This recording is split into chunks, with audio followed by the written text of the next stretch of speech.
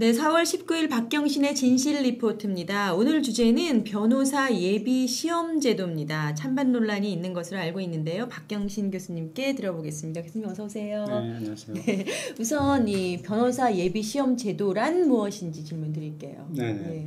지금 변호사가 되는 방법이 학부를 나오고 국가가 인증한 법학 전문대학원, 소위 말하는 로스쿨을 네. 나와야 변호사 시험에 응시할 수 있습니다. 네. 그러니까 교육을 받고 그리고 시험을 패스하고 그렇게 해야 되는데 로스쿨 총 정원이 전국적으로 딱 2,000명 네. 정해져 있으니까 뭐 전 세계적으로 사실 유례가 없는 건데 학교라 교육기관이라는 건 항상 뭐 정원이 있을 수밖에 없긴 한데 그 각 학교가 자기 정원을 정하고 그걸 다 합쳐서 뭐 총 정원이 나오는 게 아니라 네. 국가에서 미리 2,000명을 딱 정해놓고 그걸 이제 분배를 하고 더 이상 이제 안 내린 상태니까 거기에 들어가지 못하면은 변호사 시험 응시도 못하는 그런 폐단이 있죠.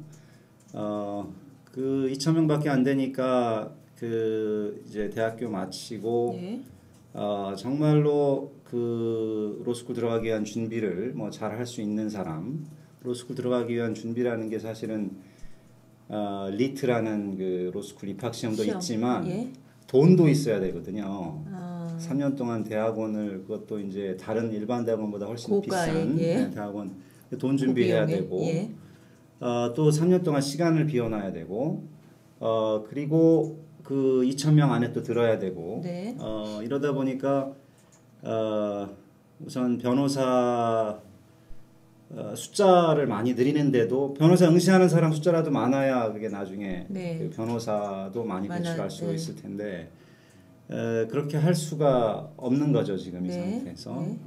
그래서 변호사 응시자 숫자를 좀 더 늘리자.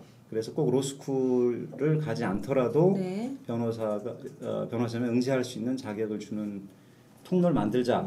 그래서 그 대학원 그 로스쿨 대신 어떤 시험을 패스하면 변호사 응시 자격을 주는 그거를 예비 시험 제도라고 부르고 제안을 하시는 분들이 지금 있습니다. 그러면 변호사 예비 시험 제도를 통과하면 시험을 2번 보게. 그렇죠. 변호사 예비 시험 보고 그 다음에 본 시험을 그 로스쿨 그 졸업자들하고 같이 보게 되는 거죠. 로스쿨 처음 만들 때요. 그 전까지 치루어지던 사법 시험을 몇 년간 계속 보지 않았습니까? 지금도 하고 있어요. 그래서 2016년, 2017년에나 그 뭐랄까 법과대학 들어가서 졸업하고 또 군대 갔다 온 사람들까지 하여간 그 법과대학 들어갈 땐 사법시험 볼 거를 예정하고 들어갔던 그 기대 이익을 기대 이익이라고 한 번에 없앨 수 없으니까 한 번에 없앨 수 없어서 그때까지 지금 그 숫자를 계속 줄여가면서 존치를 시키고 있죠. 지금도 언제까지요? 2017년까지인 것으로 제가 알고 있어요. 2015년인가 2017년인가. 그러면 아직 좀 남았잖아요. 그럼 그 시험을 좀 난이도랄지 내용을 좀 바꿔가지고 그냥 예비 시험 제도로 하면 되지 않나요? 그런 제안을 하시는 분들도 있는데 그것의 폐단은 뭐냐면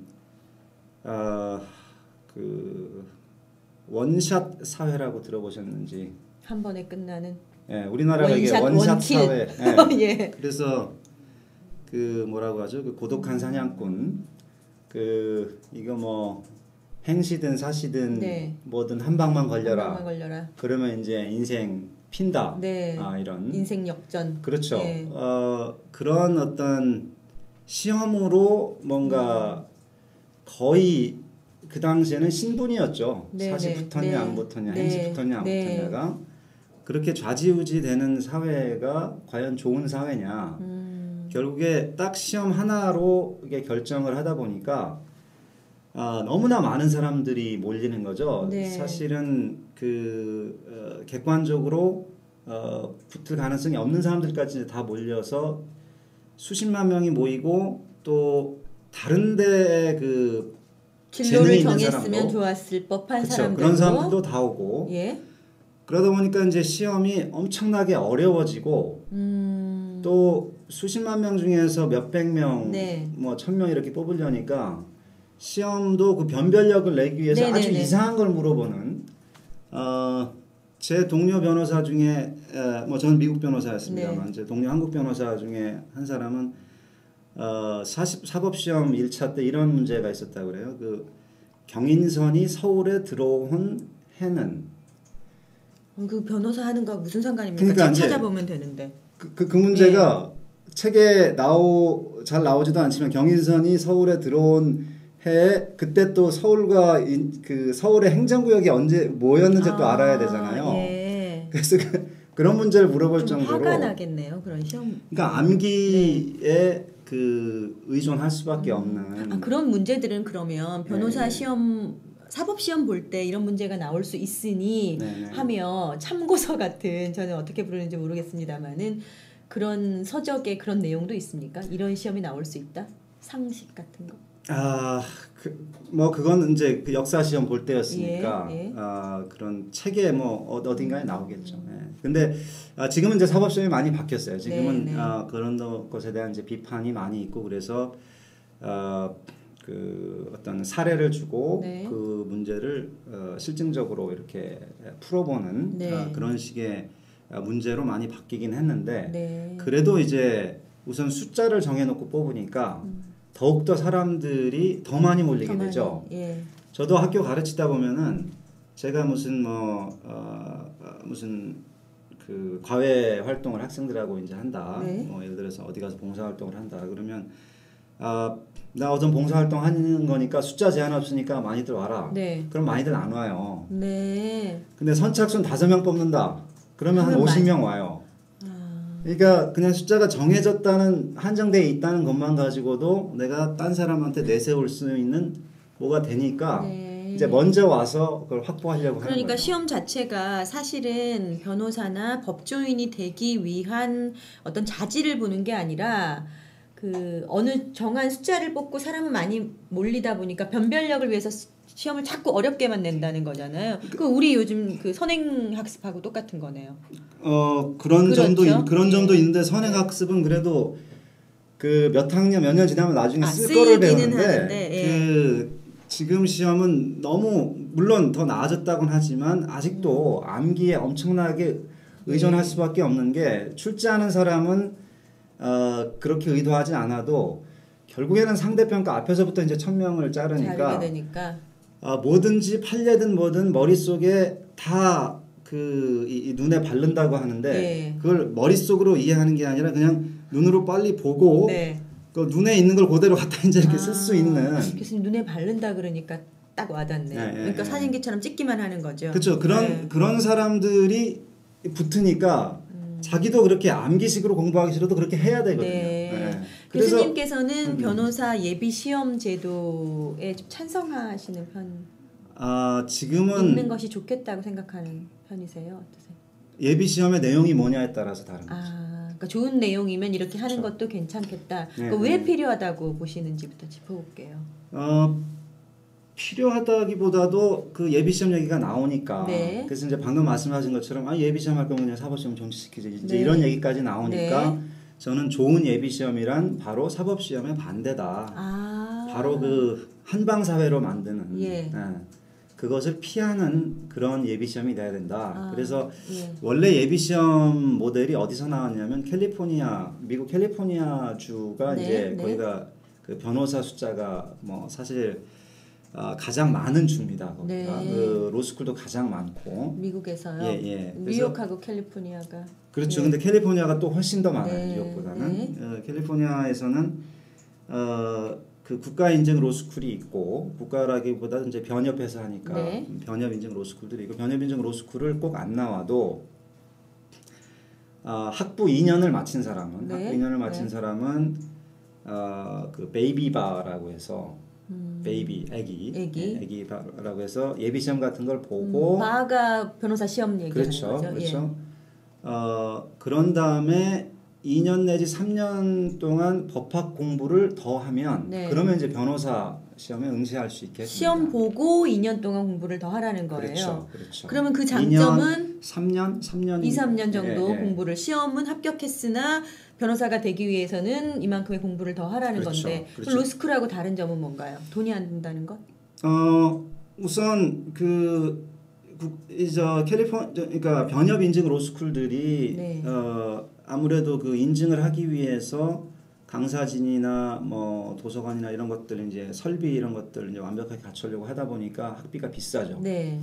그래서 학비가 상대적으로 싼 곳에 갈 수 있고 그리고 더 중요한 것은 그런 좀 좋은 그 로스쿨들은 네. 대학교 때 공부 잘했던 사람들이 다 점령을 해버리는데 네. 대학교 때 뭐 알바를 한다거나 뭐 몸이 아팠다거나 가정 형편이 안 좋아서 뭐 가정을 읽었다거나 네. 이런 사람들은 그 로스쿨에 들어갈 수가 없는데 네. 그 로스쿨에 안 가도 이제 변호사가 될 수 있는 일종의 패자부활전 같은 죄송합니다.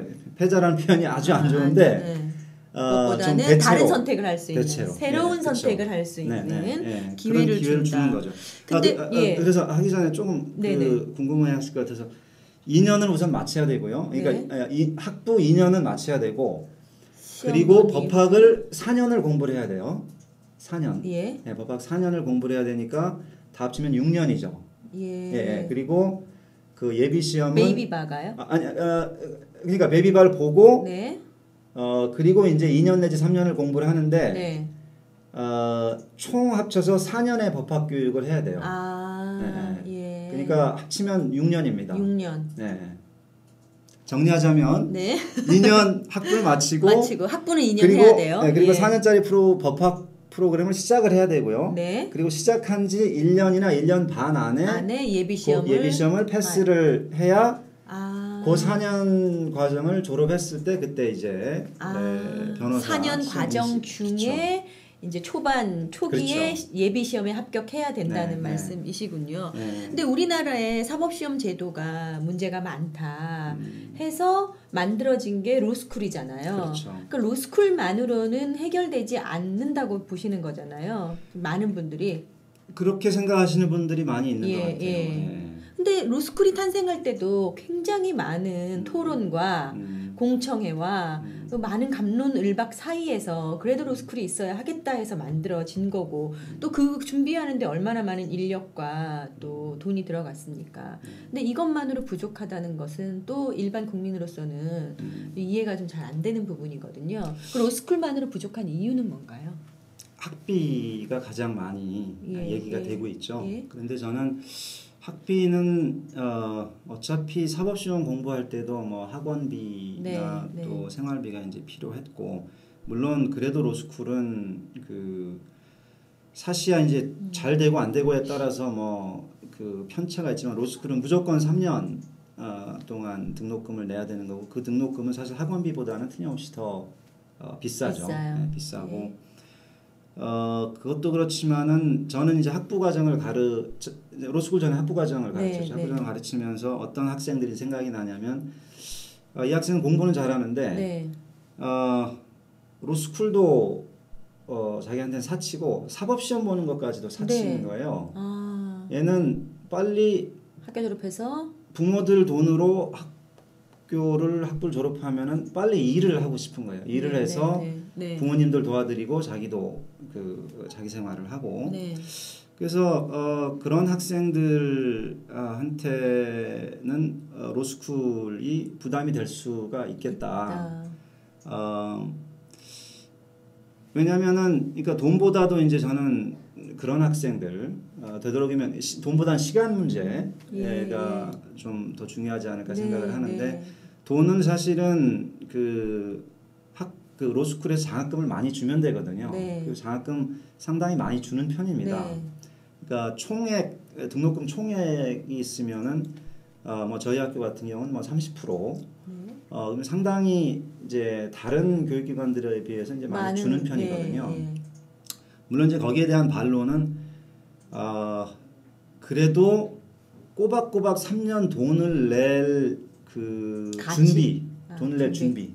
된 사람들만 지원을 하게 되는 거 아니냐. 네. 가서 장학금을 받을지 안 받을지 불분명하면 뭔가 선택을 할 때 계속 그 3년 동안 꼬박꼬박 돈 낼 준비가 안 된 사람은 계속 이렇게 밀리는 거죠. 그렇죠. 밀쳐내는. 자기가 선택을 할 때 자기가 스스로 위축돼서 좀 더 더 돈이 덜 드는 선택을 할 수밖에 없게 되는 이제 그런 문제가 있겠죠. 예. 네. 근데 그런 문제가 있다고 해도 저는 그렇다고 해서 과거처럼 한 방으로 뭔가를 해결할 수 있다 이렇게 하게 되면 바로 몇 명의 시험 한 방으로 변호사 될 수 있는 사람을 위해서 또 수십만 명을 현혹시키는 또 수십만 명이 저거 한 방이니까 난 하겠다 이렇게 될 거란 말이죠.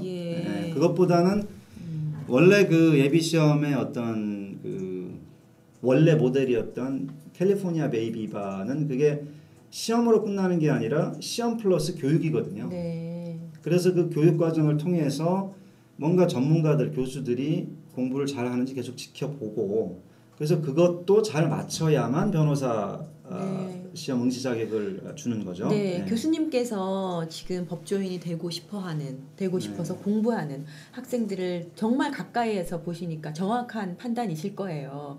그러나 이제 보통 생각할 때 그 예비 시험하고 교육을 해야 한다고 하면 지금 사실은 대학 졸업해서 빨리 돈 벌고 빨리 뭐 부모님한테 이때까지 지원 받은 걸 빨리 갚아야 하고 봉양해야 하고 이런 사회에 빨리 나가서 돈을 벌고 싶어하는 학생들에게 또다시 2년이나 3년의 유예 기간을 둔다는 것은 또 그 기간을 서포트해 줄 수 있는 부모가 있는 사람만 가능한 거 아닌가요?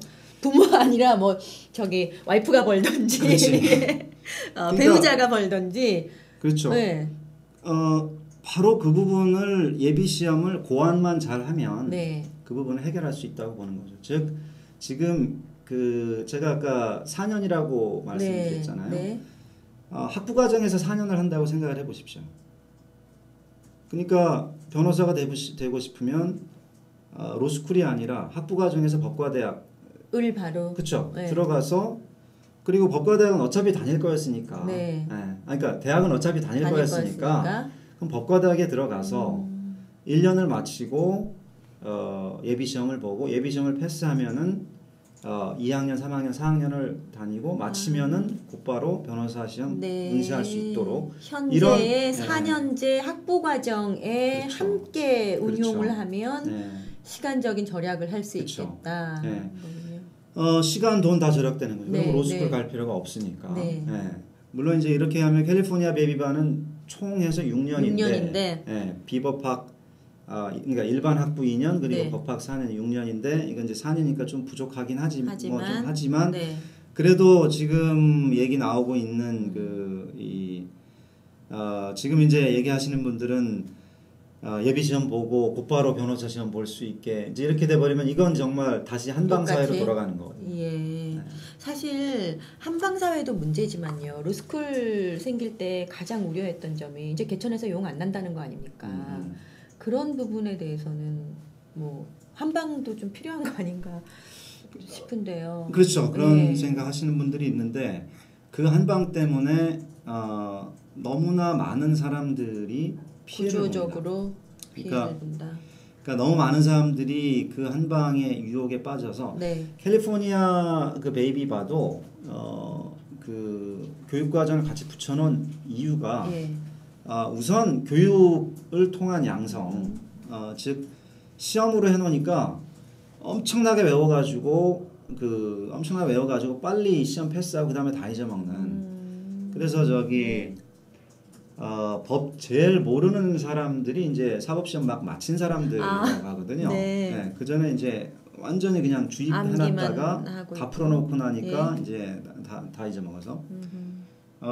이제 그것은 변호사로서의 어떤 그 자질과 능력을 이제 갖춰가는데 전혀 도움이 되지 않는다. 이걸 실제 문제들을 풀어보면서 그 변호사로서의 어떤 생각, 그 방식 이런 것도 체득하고 이런 기회들이 전혀 없는 거고.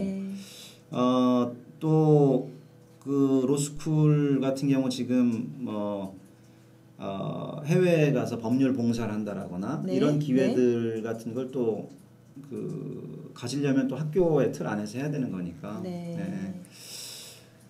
그리고 이제 그렇게 시험 한 방으로 하게 되면 이런 문제가 있어요. 사람이 많이 모이잖아요. 네. 사람이 너무 많이 모이니까 이걸 절대평가를 못하고 결국에 상대평가를 할 수밖에 없게 돼요. 모인 사람들한테 다 예비시험 응시하라고 할 수는 또 없으니까. 모인 사람들한테 절대평가 해가지고 또 너무 많이 패스를 해버리면 변호사 응시 숫자가 너무 늘어나죠. 정원제를 해버리면 그러면 수만 명이 모였는데 그 중에 1%가 되면 네. 자기도 뭔가 내가 뭔가 다른 사람보다 낫다. 네. 우월감에 빠지게 되고 네. 사회도 저렇게 어려운 시험 패스했는데 뭔가 대우를 해줘야 되지 않나 이런 사실은 부당한 압박감에 시달리게 돼요. 예. 그래서 결국 그 시험 패스한 사람들에 대해서는 자꾸 특혜를 자꾸 만들어 주려고 하고. 현재의 사회 모습은 그런 면이 있었죠. 사법시험 제도가 바로 그랬죠. 네, 있었죠. 예. 사법시험 패스하면 당연히 현수막 걸고 동네 잔치 하는 거 그렇죠. 아니었습니까? 그렇죠. 그리고 사실 머리 좋고 공부 잘하는 사람들이 그쪽으로 당연히 하는 것처럼 하기도 했고요. 근데 제가 그 정원에 대한 얘기는 조금 이따가 여쭤보고요. 지금 이제 시험 한 방으로 시험 봐서 꼭 그 자질과 상관없는 암기까지 변별력을 위해서 만들어가면서 이제 양성되는 것보다는 교육에 의한 변호사가 잘 되기 위한 교육에 의한 양성이 필요하다 이렇게 칼럼에도 쓰셨던데요. 그럼 무슨 교육이 필요한 겁니까? 별로 어렵지 않아요. 네. 네. 법학이 제일 쉬운 학문 같아요. 네. 아니 그러니까 법학과에서 네. 그 법조인이 되기 위한 교육을 하는 거 아닙니까?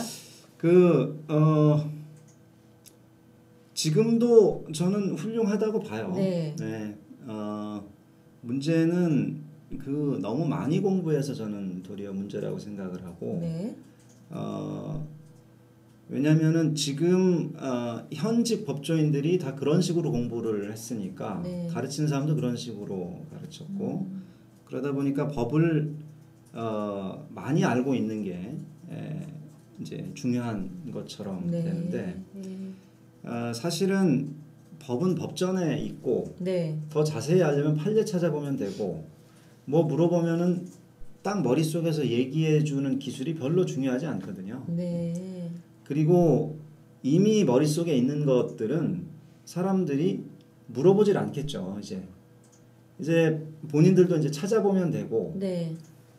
그리고 계속 머릿속에 있는 것만 이렇게 파는 것은 그건 매우 저질의 법률 서비스고 예. 지금 자기도 답을 모르는 문제들, 네. 자기도 몰랐던 새로운 사건들 이런 것들에 대해서 답을 찾아가고 네. 자기가 몰랐던 어떤 회사의 구조를 만들어내고 이런 것들을 해야 되는 거죠. 그런데 사법시험 얘기로 제가 자꾸 돌아가서 그렇지만 사법시험 이제 흔한 말로 합격하면 패스하면 연수원 과정이 있잖아요. 네네. 그동안에 이제 실무를 배우는 거 아닌가요? 그럼요. 그래서 그게 아주 잘 돼 있죠. 네. 잘 돼 있고 그런 식으로 교육을 네. 교육 뭐 그것도 결국에는 한방 사회가 아니라 뭐 교육 아니냐라고 네. 생각하실 수 있겠지만 그 앞에 부분이 우선 시험이 되면 연수원은 그냥 자동이고 연수원부터 월급 받고 사실 연수원 때부터 일정의 신분 변화가 있는 거 아니겠습니까? 그러니까 사실은 변호사가 되는 자질보다는 암기를 잘해서 뽑힌 사람들 가지고 교육하는 것보다는 시험 과정에서부터 자질이 있는 사람을 좀 선발해서 교육시키는 게 더 낫다고 보시는 측면도 있으신 거예요? 그러니까 어느 정도의 직업 자기가 그 직업에 들어갈지 안 들어갈지 모르는 상태에서 교육을 좀 받을 필요가 있다. 네네. 무슨 말씀이신지 알겠어요. 앞서 말씀하신 그 정원 얘기 한번 해볼게요. 시험도 말씀하신 것처럼 몇 명까지 딱 잘라서 1등부터 몇 명까지 이제 합격. 이었고 지금은 이제 로스쿨을 졸업해야 시험을 볼 수 있는 상황으로 가고 있으니까 학교 정원을 미리 정해놓고 지금 시험을 그렇죠. 치르게 하는 거잖아요. 그렇죠. 그 정원이 무슨 의미가 있습니까? 다른 직업은 안 그러잖아요. 뭐 왜 정원을 왜 정하겠어요? 원래 하시던 예. 분들이 네. 좀 더 편하게. 그러니까 이게 진짜 그겁니까? 어느 직역이든 그 선배와 후배들 간의 싸움은 뭐 다 있어 왔어요. 예. 그러니까 먼저 어떤 직역에 들어간 사람이 다음에 그 직역에 들어올 사람을 일종의 사다리 걷어차기죠. 더 들어오지 못하게 해서 자기의 어떤 독과점을 공고히 하고 예. 이거는 뭐 나쁘다 뭐다라고 말할 수 없을 정도로 너무 보편화된 그런 행동 양태였기 때문에 네. 그렇기 때문에 그 역사가 깊은 나라일수록 그런 것들을 없애는 규제들을 다 가지고 있죠. 그래서 미국 같은 경우 변호사 시험 원칙이라는 문헌이 있는데 네. 변호사 시험 원칙 문헌 그 원칙 뭐 조항으로 되어 있는데 몇 조항 중에 하나는 변호사 시험은 절대로 숫자를 한정하기 위해서 실시해서는 안 된다라고 되어 있습니다. 아, 예. 네. 그런데 시험을 한 방으로 지금 자꾸 이제 말씀해주신 한 번으로 이제 사실 한 번은 아니죠. 예전에도 1차, 2차 뭐 이렇게 시험이 있긴 있었습니다만은 그렇죠. 한 시험 그 가지고 법조인이 된다 했을 때 너무 많은 사람이 사실은 그렇게 안 해도 되고 다른 데서 재능을 더 발휘할 사람이 그곳에 집중하느라고 어떤 분들은 뭐 길게는 10년 이상도 그것만 파고들다가 사실 다른 어떤 효과를 놓쳐버리는 그거를 막기 위해서 그럼 로스쿨이다. 그래서 정원을 좀 정하는 거는 아니었습니까? 아, 로스쿨 정원? 예. 로스쿨 정원은 이제 그 문제죠. 로스쿨 정원은 아니에요. 사실은 그것도 그 문제예요. 로스쿨 그것도 정원도. 그 문제예요. 네. 이렇게 너무 많은 사람이 아예 시작하지 않게끔. 그러니까 우리나라가 OECD 국가 중에서 일본 빼고 변호사 숫자가 인구 대비 가장 적어요. 우리가 왜 뭐 항상 신문 보면 우리가 비교 대상으로 선망의 국가들 있잖아요. 네. 뭐 프랑스, 영국, 미국 뭐 이렇게 나오면 가장 적은 게 우리 다음으로 가장 적은 게 이제 프랑스인데 프랑스가 우리 인구 대비 3배, 4배 이래요. 그러니까 적군요. 네, 법치주의를 하기 위해서 최소한의 변호 숫자가 필요한데 지금 법원 가면 민사소송의 한 70%는 다 나홀로 소송입니다. 그러니까 변호사 없이 하는 소송들. 왜 그렇죠? 왜 그렇겠어요? 변호사가 비싸거나 멀고 싸더라도 변호사를 채용하고 나니까 변호사들이 독과점 속에서 활동하다 보면 자기 혁신을 안 하거든요. 네. 새로운 기술을 개발한다라거나 특히 이제 로스쿨 도입하면서 강하게 주장했던 것 중에 하나가 이제 국제화 이런 거였는데 실제 국제화가 되는지는 모르겠지만 적어도 사법시험 체제 내에서는 사람들 하는 얘기가 영어 제일 못하는 게 변호사들이다. 뭐 이런 얘기가 돌았고 그런 것들을 이제 해결하기 위해서 교수님 정원 더 늘려야 한다고 보세요? 그럼요. 네. 지금 정말 안타까운 일인데 제 제자들인데 로스쿨생들이 이 어떤 공공기관에서 7급으로 로스쿨 출신 변호사 채용한다고 했더니 아주 많이 저항을 하고 거긴 절대로 가지 말자 이제 서로 카르텔을 만들어서 거긴 안 가려고 하고 적어도 저는 그렇게 가르치지 않았거든요. 네. 이게 뭐하고 딱 똑같냐면 작년에 어떤 공공기관에서 사시 출신 변호사들을 6급으로 채용한다고 했더니 사시 출신 그러니까 사시 연수원 졸업생들이 막 또 항의하고 그거 보고 참 다들 웃었거든요. 그러니까 자격을 가지고 있다고 해가지고 딴 사람들 다 어렵게 사는데 그 6급 그 7급 가려고 얼마나들 노력을 했는데 주변에서 정말 급해서 거기 가려고 하는 친구가 있으면은 가서 열심히 해라라고 하지 못할 망정 가면 안 된다, 가면 배신하는 거다, 이런 식으로 자신들은 자격이 있으니까 자격 없는 사람들과는 완전히 좀 급이 다르다라고 생각하는 이런 생각을 이런 생각 절대로 가지면 안 된다. 로스쿨은 네. 바로 그런 어떤 그 직업에 귀천이 없다고 말만 하지 사실은 직업에 귀천이 있어 왔었던 그 법조계의 폐쇄성을 깨뜨리기 위해서 만든 게 로스쿨이다. 네. 저는 그렇게 가르쳤는데 네. 그렇게 하는 걸 보면서 저는 이제 느낀 거는 아직도 변호사 숫자가 엄청나게 부족하구나. 왜냐면은 정말 다른 사람들처럼 똑같이 어려우면 나 6급은 안 가겠다. 나는 6급은 갈 수 없는 사람이다. 이런 생각 안 하거든요. 안 하죠. 네. 그리고 지방에 가면은 지방 뭐 마을마다 뭐 프랜차이즈 편의점은 있지만 네. 변호사 없는 마을들 많습니다. 그렇죠. 네. 변호사들이 뭔가 나는 지방에는 안 가도 되는 그런 족속이다 네. 라고 생각을 하고 지금 서울 주변에만 집중적으로 모여 있는 거거든요.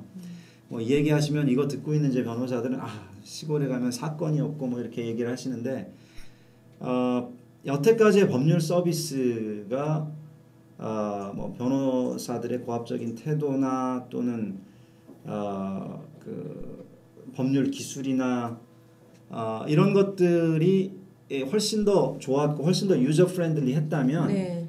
저는 법률 수요가 지금보다 더 높았을 거다. 네. 네.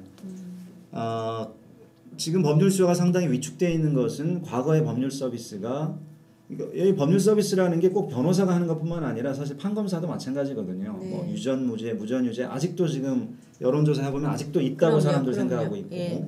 전관위에 아직도 사람들이 있다고 생각을 하고 법조계 전체에 대한 불신은 법률 서비스에 대한 불만을 말하는 거거든요. 그러다 보니까 사람들이 안 가는 거죠. 네. 기왕이면 변호사 안 통하고 다른 방식으로 해결을 하려고 자꾸 하게 되는 거고. 예. 독일 같은 데는 부부싸움도 그 판사한테 가서 해결을 한다 할 정도로. 그래요? 네. 네. 네. 그러니까 서로 이제 각자 내 주장이 맞다고 하니. 그리고 계좌를 각자 운영하는 그런 부부도 있잖아요. 예. 각자 계좌. 예, 하죠. 예. 그래서 그런 경우에 뭐 이렇게 돈을 썼는데 그 돈을 어떤 비용이 발생했는데 그걸 누가 지출하는 게 옳겠냐. 계좌는 각자 쓰는데 네 돈이 내 돈이고 내 돈이 네 돈이고 좀 그렇지 않습니까, 부부들이? 그런 것도 이제 할 정도로 이제 법에 대한 신뢰가 있으면 변호사들이 할 일이 있는 거죠. 할 일이 있는데 물론 이제 더 중요한 건 이제 판검사들의 서비스고 네. 판검사들의 서비스가 좋아지면 사람들이 판검사들한테 가야 되겠다라고 자꾸 생각을 하게 되는 거고. 그렇죠. 그래서 소송을 하게 되면은 변호사가 필요한 거고 네. 그 소송 당하게 되면 막기 위해서 또 변호사가 필요한 거고 이렇게 이제 법률 수요가 만들어지는데 네. 지금 그걸 생각을 안 하고 그러면 그 인위적으로 조절 안 하면 되는 거 아닙니까? 안 해야 되는 거 아닙니까? 이것도 자유시장 경제에 맡기고. 그게 이제 로스쿨 도입 전에 네. 제가 활동했던 지금도 활동하고 있습니다. 네. 참여연대 계속 주장이 뭐였냐면 자격 시험화 해라. 예. 그러니까 자격이 있는 사람은 숫자에 관계없이 다 자격을 주는. 네. 근데 이제 그게 트랜지션이 필요해요. 과도기가 필요해요. 왜냐하면 여태까지 변호사가 된다는 건 어떤 신분 상승으로 비춰지니까 아직도 너무 많은 사람들이 이제 시험을 보고 있거든요. 네. 그걸 갑자기 자격 시험화 해버리면 자격 시험을 한다는 건 이제 최소한의 변호사의 자질과 능력이 있으면 다 그 자격을 준다는 건데 그러면 이제 1년에 뭐 수만 명씩 나오게 되겠죠. 네. 지금 너무 공부를 다 이만큼씩 해놨기 때문에 왜냐하면 수만 명 중에 1000명 안에 들으려는 공부를 한 사람들이기 때문에 열어놓으면 그렇죠. 그 사람들한테 자격 시험을 해버리면 이제 안 되는 거, 하기 어려운 거죠. 네. 그럼 이제 순차적으로 뭔가를 이제 해봐야 되는 거죠. 네. 제가 아까 그 정원 가서 한 말씀만 드리면, 7급 가는 거에 대해서 그 항의하고 7급 채용한 거 자체에 대해서 항의하고 뭐 이랬던 로스쿨생들도 있지만 이런 로스쿨생들도 있습니다. 그 한번 인터뷰를 이렇게 했는데 로스쿨이 자기가 보기에 로스쿨의 성과 중에 하나는 변호사들이 좀 이제 우스워졌다. 나는 그 변호사들 그 로스쿨의 성과라고 생각한다고 로스쿨생이 스스로 얘기를 해요. 스스로. 예. 제가 가르친 학생은 아닌데 예. 전 그런 게 전 정말 로스쿨의 성과라고 봅니다. 그런 학생이 네, 그런 생각을 하는 학생이 다른 사고를 그렇죠. 가지는 학생이 네, 네. 그 예비 시험 제도가 앞서 좀 로스쿨 학비가 너무 비싼 얼마입니까? 교수님 얼마쯤 됩니까? 그냥 뭉뚱그려서 네. 뭐 저기 한 600에서 뭐 1,000만 원 사이라고 한 학기에 생각하시죠. 예. 예. 그 예비 시험 제도가 학비 부담을 좀 줄일 수도 있겠다는 그 좋은 점을 많이들 얘기를 하시던데요. 근데 앞서 말씀하신 것처럼 로스쿨은 다른 학교에 비해서 장학금 제도도 좀 이 캐파가 크고요. 또 특별 전형도 있죠. 사회 뭐 소외층을 위한 사회 취약계층을 위한 특별 그걸로 어느 정도 이 밸런스를 맞춰지지 않습니까? 할 수 있죠. 예. 할 수 있고 근데 이제 로스쿨에서 그런 걸 자발적으로 더 해야죠. 지금 사회 취약계층 특별 전형이 이제 5% 네. 뽑고 있고 네. 5% 이제 너무 적다. 왜냐하면은 3년 동안 그러니까 사회취약계층으로 들어온다고 해가지고 장학금이 또 보장되는 건 아니니까. 예.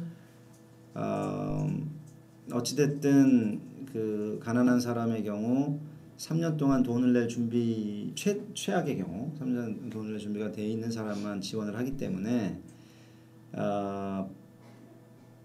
그러니까 그런 부담을 뚫고 지원들을 한 그 몇 명 안 되는 가난한 사람들 잡아야 되기 때문에 5% 가지고는 안 되고 뭐 10% 20% 돼야 된다. 뭐 이제 이런 주장들도 하고 그래서 로스쿨이 사실은 조금 더 잘하면 이 아까도 말씀드렸습니다만 이 돈 문제는 학비가 많이 든다거나 가난한 사람들은 잘 못 들어온다라거나 이런 문제는 로스쿨의 그 자정 노력으로 상당히 해결할 수 있다고 봐요. 네. 그런데 저는 그 이전만 못하다. 그 변호사라는 직업이 이전만 못하고 또 사법시험 연수원 졸업하고서 뭐 갈 자리가 없는 변호사들이 뭐 얼마가 된다. 어디 모집을 했더니 변호사들이 얼마나 막 몰렸더라.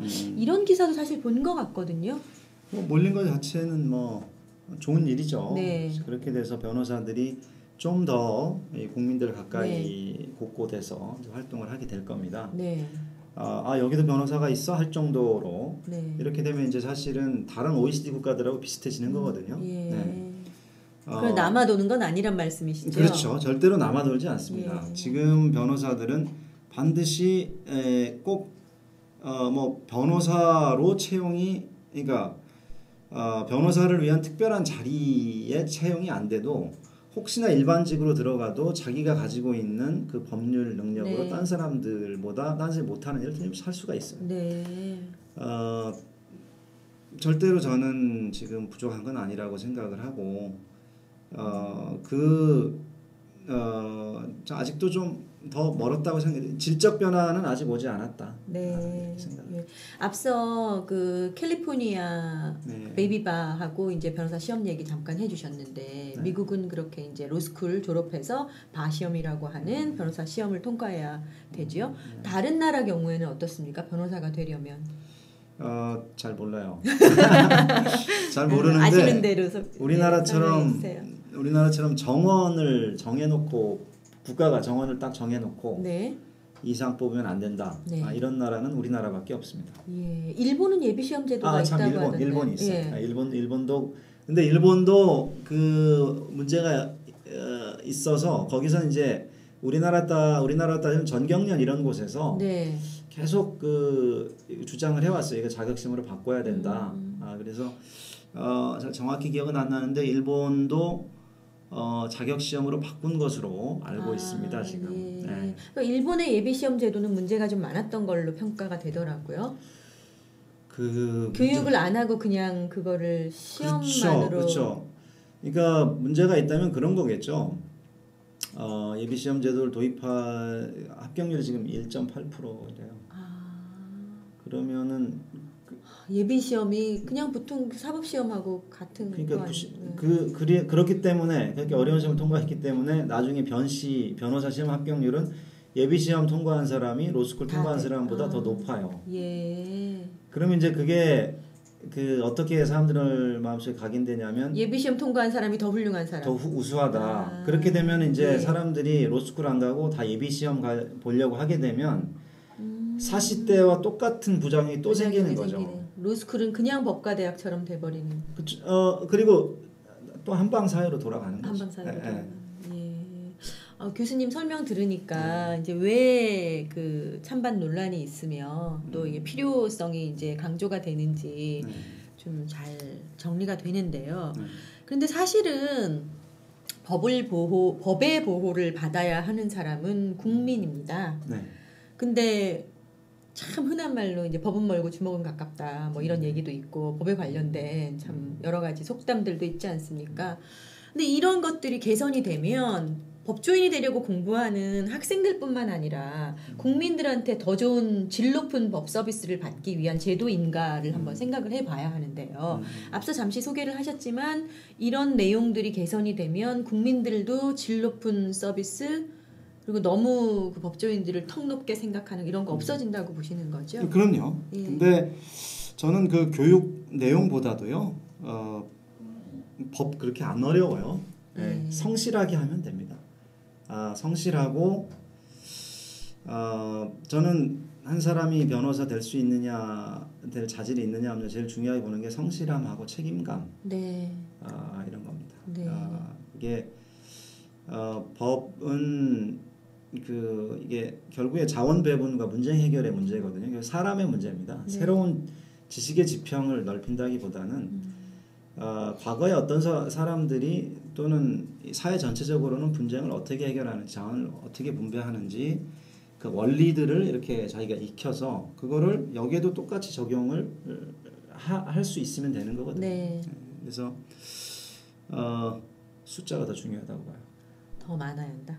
숫자가 많아야 자기가 그렇게 많이 아는 것을 이 사건도 열심히 해야 되겠다. 이 사건도 열심히 해야 되겠다. 고객 하나하나가 더 중요해지고 그리고 그 없는 자리도 만들어서 가려고 하고 그러면서 평소에는 법률 서비스가 필요 없다고 생각했던 뭐 예를 들어 중소기업이랄지 이런 데서도 변호사 한 명 채용해 보니까 이런 점이 좋아졌네. 이런 식으로 이제 변화가 찾아. 그러니까 새로운 소비자와 마켓 형성이 또 된다는 말씀이시군요. 그러니까 수요는 창출될 수 있어요. 그 법률 서비스에 대한 수요는 사람들의 인식이 좀 더 바뀌면. 그러면 이 법률과 관련해서는 일반적인 제가 지금 뭐 시장과 마켓 뭐 이렇게 소비자라고 말을 했지만 이렇게 말하면 그런 논리로 접근하면 안 된다고 얘기하시는 분들도 있잖아요. 너무 특수한 문화와 특수한 상황이다. 거기에 대해서 동의하지 않으시는? 모든 직역의 사람들이 다 그렇게 주장해요. 모든 지경에 있는 사람들이. 모든 지경에 있는 사람들이 우리는 경쟁과 개방을 하게 되면은 사람들이 돈만 알고 이럴 거기 때문에 우리는 우리 직업의 질을 보호하기 위해서는 우리가 최소한 먹고 살 수 있게 뭔가 좀 이렇게 국가에서 보장을 해줘야 되고 그래서 숫자를 늘리면 안 되고 그런 주장은 뭐 직업이라는 게 있었던 때부터 인류 문명사에 있었던 때부터 항상 있어왔던 겁니다. 그런데 우리보다 좀 앞서서 그 시장 경제를 경험했던 국가들의 결론은 뭐 확실해요. 그건 다 죄송합니다. 그거 뻥이 아니라 그 사람들을 보호하기 위해서 그 바깥에 카르텔의 밖에 있는 사람들이 너무 많이 피해를 본다는 거죠. 특히 법률 서비스 같은 경우는 법치주의 국가에서 법치주의 국가라는 게 뭐예요? 힘 없고 돈 없고 힘으로도 안 되고 돈으로도 안 되고 아무것도 안 되면은 결국에 법에 호소하라는 건데 법으로 사실은 법이 힘이잖아요. 법치주의 국가에서는. 근데 그 힘을 언제 쓰고 언제 안 쓸지를 몇 명의 한정된 사람들한테 가서 굽신굽신해야 뭔가 정당한 대우를 받을 수 있는 그 힘의 행사를 정당하게 이끌어낼 수 있다는 것은 그 그룹 자체가 사실은 사회의 발전을 막는 그런 역할을 할 수도 있다는 거죠. 예를 들어서 대기업들 그 법조계가 대기업들에게 너무 너그럽다라는 이제 비판 항상 있어왔지 않습니까? 특히 대기업 총수들에 대해서 항상 솜방망이 쳐버리니 그렇죠. 집행유예만 내리고 이런 것들도 사회가 발전하기 위해서는 그 여러 가지 좀 중요한 판결들이 있었는데 그런 시점마다 자기의 어떤 그 특권층적인 정체성 이런 것들이 이제 정당한 판결을 가로막는 그런 일들이 계속 생기는 거죠. 네. 더 변호사가 많아지고 좀 특권층이라는 의식이 없어지면 일반 국민들도 좀 정당한 법의 행사를 가까이서 받을 수 있다. 이런 자기가 변호사의 의무는 그거예요. 의뢰인을 변호하는 거예요. 네. 자꾸 자기 계층 변호사 그룹을 자꾸 변호하려고 하면 안 됩니다. 네. 지금 자기의 그룹을 변호하려는 그런 성향이 아직도 제가 보기엔 강해요. 네. 아직도 의뢰인한테 100% 충실하게 100% 충직하게 서비스를 못하고 있는 게 저한테는 보입니다. 예. 네, 오늘 박형신 교수님께서 이 변호사 예비시험 제도에 대해서 말씀을 쭉 해주셨는데요. 논란이 있습니다. 근데 논란이 있을 때는 끊임없이 소리내고 또 크게 논쟁하는 것이 올바른 길로 가는 하나의 방법이 아닌가 싶고요. 오늘 시청해주신 여러분들은 앞으로 이 변호사 예비시험 제도가 어떻게 이어져서 어떤 결과가 나오는지 좀 지켜봐 주시면 더 좋지 않을까 이런 생각하게 됩니다. 오늘 교수님 말씀 고맙습니다. 네, 고맙습니다. 감사합니다. 시청해주신 여러분 고맙습니다.